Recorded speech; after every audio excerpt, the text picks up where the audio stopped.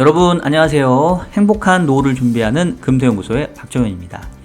지난주에는 주식시장은 박스권 흐름을 보였지만 채권시장은 미국에서는 연준의 금리 인상 강화 우려, 국내에서는 유동성 경색 우려가 확산되면서 국채금리의 급등세가 이어졌습니다. 이로 인해 국내에서는 정부 당국의 대응이 가시화되고 있는데요. 채안펀드의 가동에 이어 금일은 금융위가 은행과 증권사와 긴급 회동을 하기로 했습니다. 과연 정부 당국의 대응책이 얼마나 유동성 경색을 완화시켜 줄 수 있을 것인지, 그리고 미국에서는 최근 금리 인상 속도 조절 기대감이 나타나고 있는데 과연 얼마나 현실성이 있는 것인지, 이에 대해 오늘 이슈 분석 시간에 자세하게 살펴보도록 하겠습니다. 자, 그럼 주간 이슈 분석 지금 바로 시작하도록 하겠습니다. 자, 먼저 지난주 시장부터 살펴보면, 지난주에 보시면은 미국 증시는 주간 단위로 거의 5% 내외의 상당히 급등세를 보였는데요. 지난주 금요일 날이었을 것 같아요. 금리 인상에 대한 속도 조절 얘기들이 나오면서 조금 시장 분위기가 조금 변하는 모습들을 보였는데, 일단은 월스트리트 저널이 11월에는 75bp 금리 인상을 하겠지만 12월에는 아마 50bp 정도로 금리 인상폭을 줄일 가능성이 있다라는 이런 월스트리트 저널의 보도가 나왔었고요.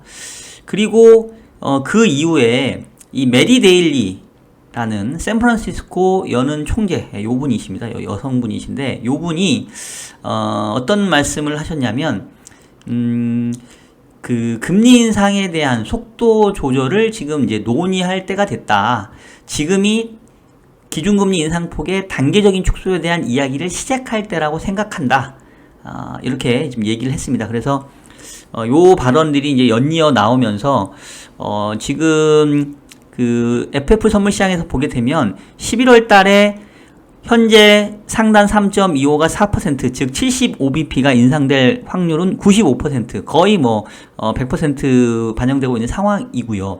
다만 12월 달에 추가적인 금리 인상 폭이 기존에는 11월에 75bp 하고 12월까지도 75bp 하지 않겠느냐. 그래서 연말 기준금리가 4.5에서 4.75가 될 가능성이 높았는데, 이런 월스트리트 저널의 분석 보고서와 그리고 메리 데일리 총재의 발언 이후에는 보시는 것처럼 12월에는 이제 50bp만 하는 그런 가능성, 확률이 좀 높아진 상황입니다. 이제 이러다 보니까 미국 주식시장은 크게 환호하는 모습들을 보였고요.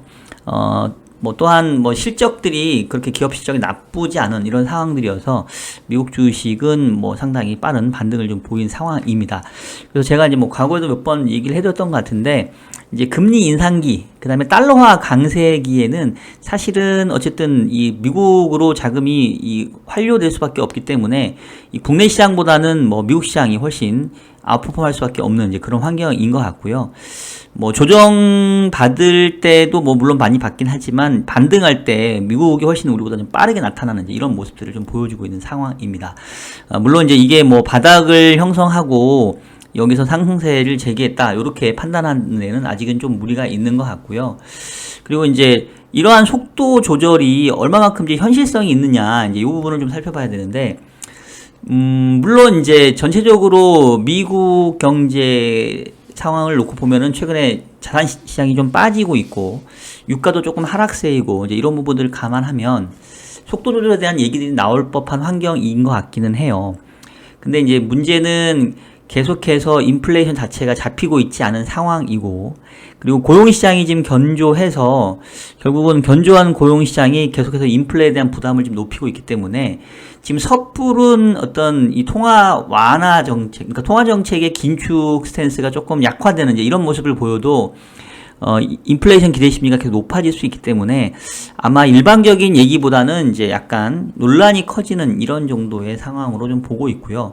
지금 다음 달 고용지표랑 물가지표가 그래도 어느 정도는 조금 안정화되는 모습을 보여야 비로소 조금은 이러한 금리 인상에 대한 속도 조절 기대감들이 좀 설득력이 높아지지 않을까 싶습니다. 다만 그 11월까지 75bp 금리 인상을 하고 12월 이후에는 이제 금리 인상 폭이 약화될 거다라는 그런 전망과 주장에 대해서는 어느 정도 좀 설득력이 있는 건 사실이고요. 왜냐하면 75bp씩 자이언트 스텝을 계속 할 수는 없으니까. 그리고 금리 수준이 이미 이제는 75bp 금리 인상을 하게 되면은 4%까지 올라가기 때문에 4% 이상에서도 75bp씩 계속 하지는 않겠죠. 계속해서 자이언트 스텝을 하기에는 뭐 부담이 있을 거니까. 그래서 아마도 4% 이후에는 기준금리 인상 폭이 50bp 내지는 뭐 25bp 이런 식으로 줄어드는 부분들은 충분히 어느 정도 설득력이 있는 것 같고, 이런 부분들이 단기적으로 위험자산은 조금은 위안이 될 수는 있을 것 같기는 해요. 다만 이제 누적되는 금리 상승에 대한 부담이 나중에 이제 펀더멘탈의 훼손으로 한 방에 나타날 수 있기 때문에, 이게 뭔가 이제 추세적으로 이제는 시장이 저점을 확인했다, 뭐 미국 시장 같은 경우는 이제는 뭐 상승할 일만 남았다, 이제 이렇게 보기에는 좀 무리가 있는 것 같고, 그동안의 하락 부분들을 일정 부분 좀 되돌릴 수 있는 숨고르기 하는 여유 정도는 될 수는 있을 것 같습니다. 금리 인상에 대한 속도 조절이 이어진다고 한다면. 다만 그 다음에 한 번 더 걱정해야 되는 거는, 누적된 금리 인상이 이제는 본격적으로 펀더멘탈의 훼손을 가져올 수 있고 기업 실적에도 악화를 가져올 수 있기 때문에 단기적인 되돌림 정도의 성격으로 기대감을 가져야지, 이거를 추세의 어떤 변화 이렇게 기대하기에는 좀 무리가 있다. 이제 금리 인상 그리고 금리 상승에 대한 펀더멘탈에 대한 어떤 훼손 부분들은 아직 본격화되지 않았다. 뭐 이런 정도 말씀을 좀 드릴 수가 있을 것 같습니다.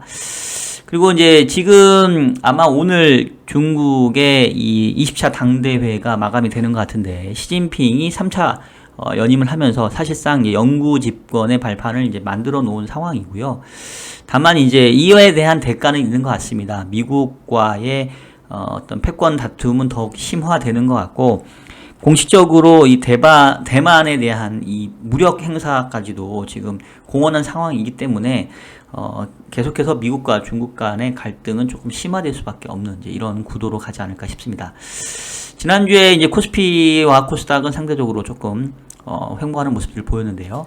자, 그래서 어쨌든 간에 이 미국에서 이 금리 인상에 대한 속도 조절 얘기가 나오는 거는 이제 상당히 좀 긍정적인 뉴스이긴 한데, 지금 문제는 이제 이게 역설적으로 얼마만큼이나 현재의 그 시장 상황이 심각한지를 얘기를 해 주는 것 같아요. 지금 미국 같은 경우도 미국채 10년짜리 금리가 지금 거의 2008년 금융위기 수준으로 지금 이제 급등을 해버렸습니다. 특히 지난주에 미국 금리의 급등세가 상당히 이제 가파르게 나타났는데요.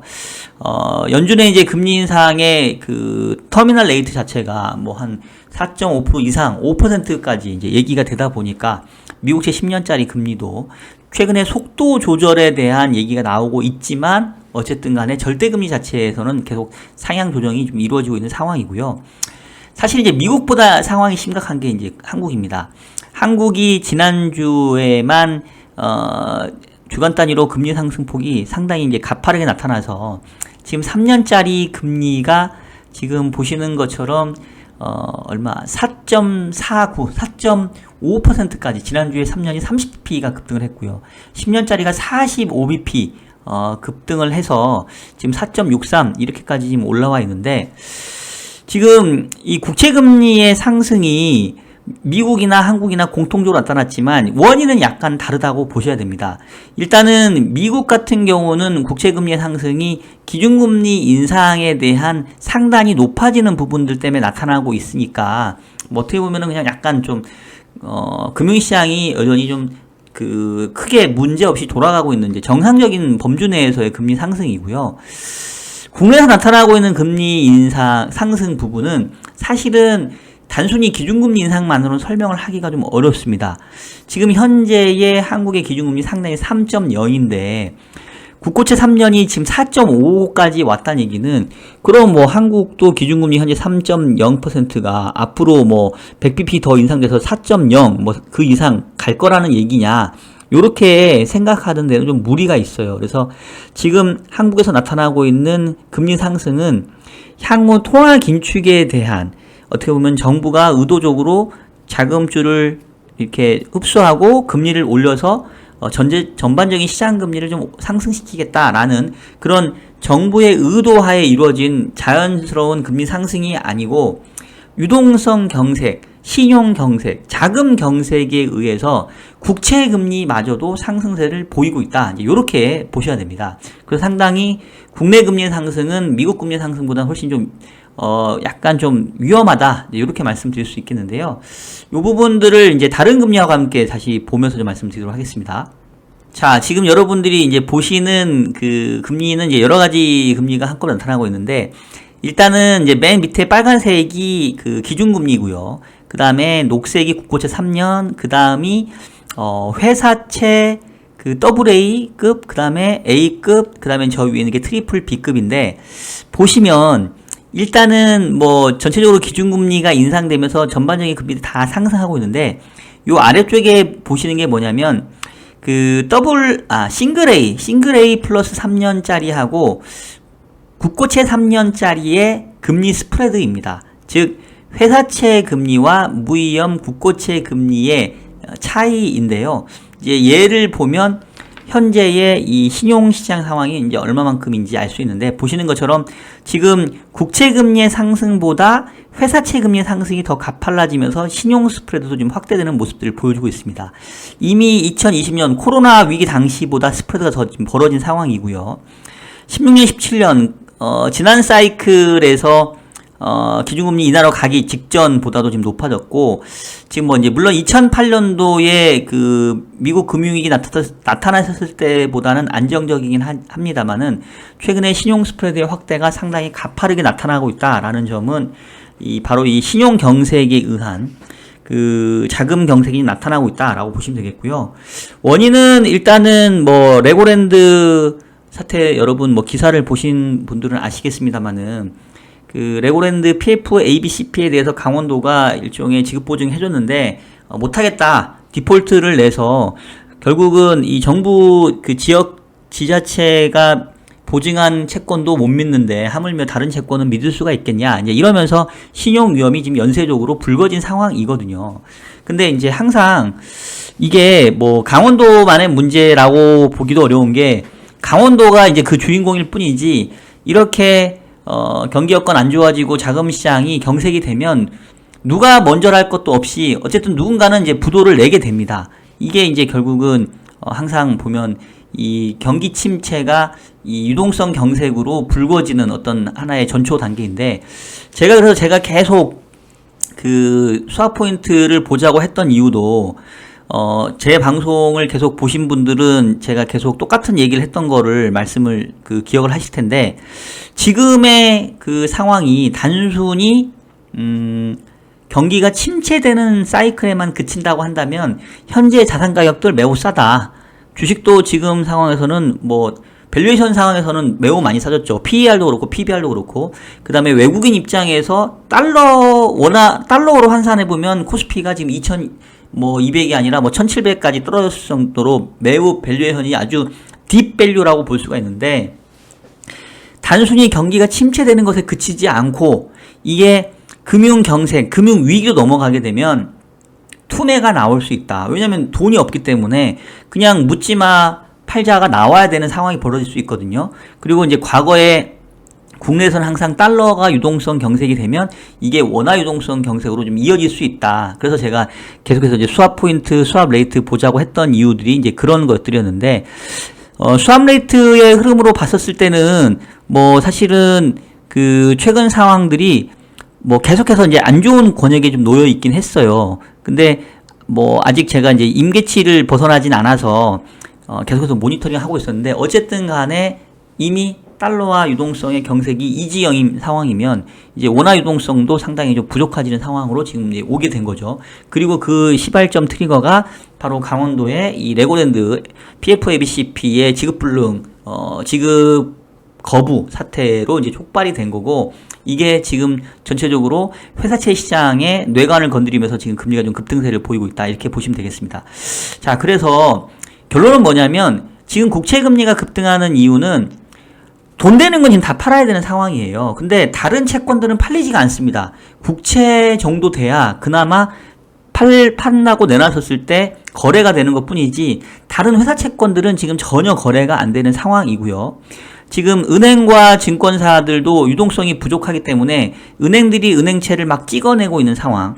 그 다음에 증권사는 PF, ABCP에 대한 얘네들이 매입 확정을 했기 때문에 얘네가 의무적으로 또 이 부분들 자금을 좀 이렇게 뭐랄까 대신해서 돈을 갚아줘야 되는 상황으로 갈 수가 있습니다. 그래서 지금 은행과 증권사, 금융기관들이 상대적으로 지금 계속해서 자금이 부족한 상황이고, 그래서 제가 계속 얘기했던 게 연말까지는 유동성 경색에 대한 우려가 불거질 수 있기 때문에 단기적으로 주가가 오르고 떨어지고를 떠나서 유동성이 가장 우선시 되는 상황이다. 현금 확보하고 지켜봐야 된다라는 이제 말씀을 드렸던 거고요.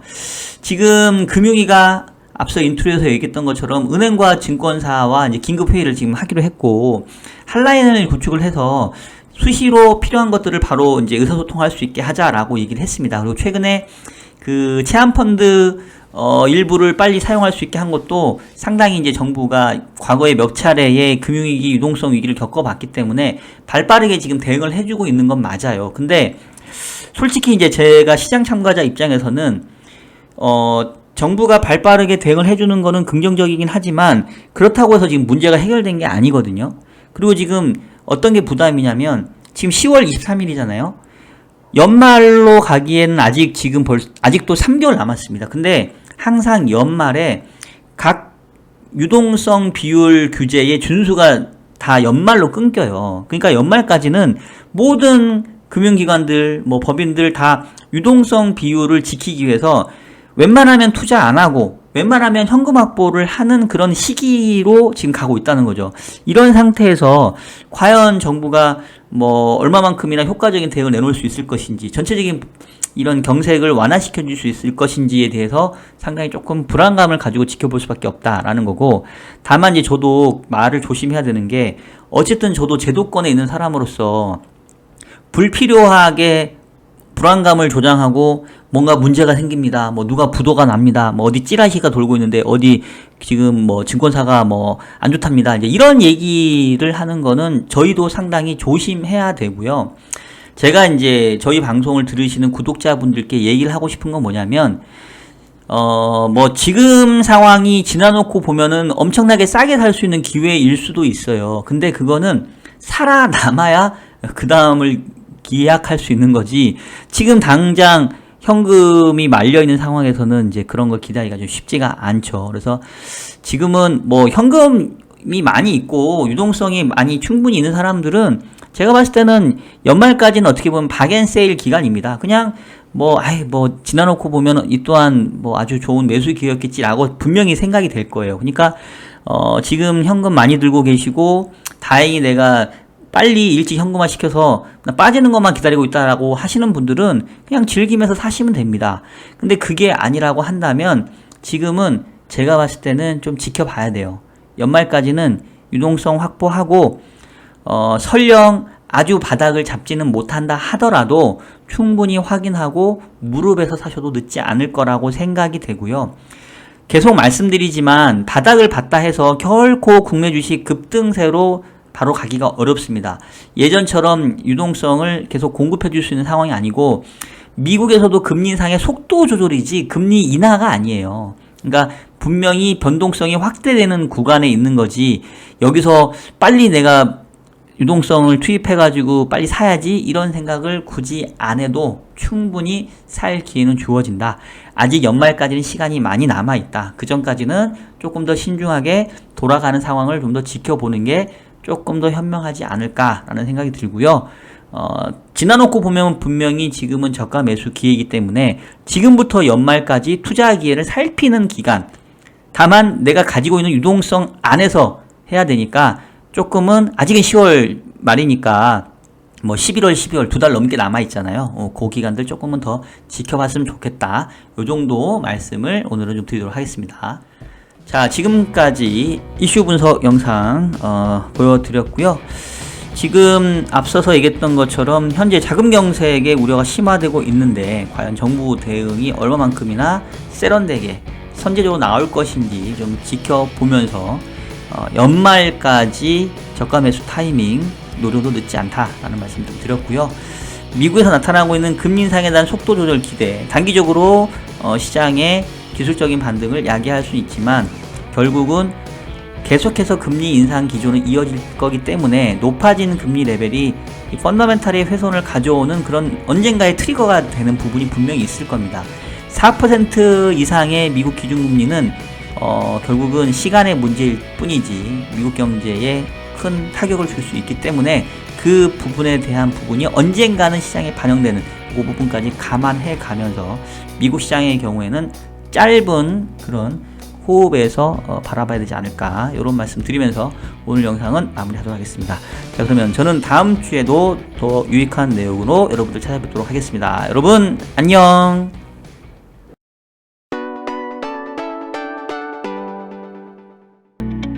저희 평택우리병원은 환자분들의 신뢰를 바탕으로 꼭 필요한 치료를 하는 체계화된 시스템을 운영하겠습니다.